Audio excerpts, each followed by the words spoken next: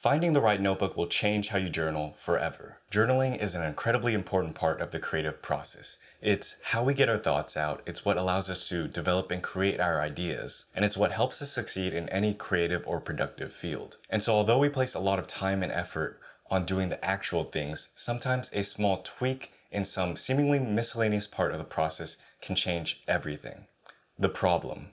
For most of my life, I've enjoyed journals and notebooks in a sort of infrequent manner. I'd always bounce from notebook to notebook, never really picking one and never really using one consistently. They were something I liked, but never really got into a consistent rhythm of using, and journals for me were more like tools to get ideas out rather than a partner in the creative process. That was until a year ago. 1 year ago, I bought my first Midori MD notebook, and from there, everything changed. Finding a notebook you love.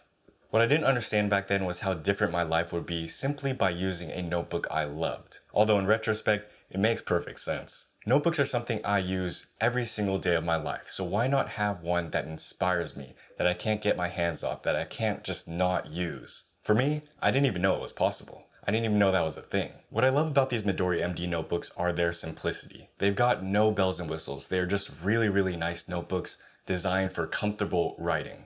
The binding allows for full lay flat functionality, which was something I hated in other notebooks, is that when you don't use a lay flat notebook, you have to hold the sides of the notebook down to simply just write in it. And that was so annoying to me. So no more pressing down or holding the sides of a notebook down just to simply get a thought out. Now, perhaps probably the best thing about these notebooks are the paper itself. Midori makes their own paper, and it's some of the nicest, smoothest, most comfortable paper to write on. And yes, it makes a difference. So what's the difference between a journal and a journal you love? Well, functionality-wise, they're pretty much the same, but a journal you love, you simply can't keep your hands off of, and you just want to be writing in all the time. It incentivizes you to using it, and I think that is what makes the biggest difference between the two. You want to fill it up with your thoughts, your ideas, your writing, and you simply just can't not use it. And when you have a notebook you never get tired of using, you can enjoy the benefits of journaling and note-taking without getting tired of it and without forcing yourself through the process. When you like using something, you use it more. Compartmentalizing your brain.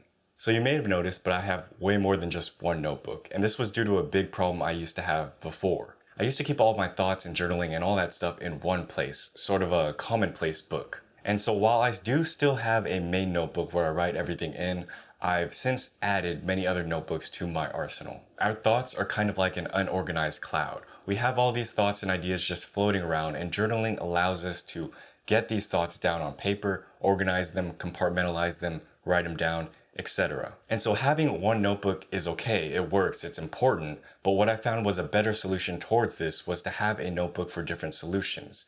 Because I would have a notebook that has all my main thoughts, ideas, knowledge that I've learned, but when I begun spreading these out, it allows me to get more clarity in my mind because each component of each different thought I have has its own kind of place where I can direct it towards. And so I'll have a separate journal for my feelings, my thoughts, those things, and then my knowledge, idea, brainstorms, all those things that I'm learning, it has its own place as well. I've also found that having a small little pocket notebook is really effective for just bullet journaling or checklists or getting daily tasks out of the way. And so the reason why I found that adding multiple notebooks is really beneficial is because it allows us to better compartmentalize our thoughts and ideas, and we can more easily access them as well. I know that if I want to find this thought, I can grab it from this notebook, etc., etc. And so although I do greatly recommend Midori MD notebooks for you if you have not tried them out, I do agree that what you might like versus what I like may be different. I do, however, think it's important to find the right notebook for you, whether it be one of these Midori notebooks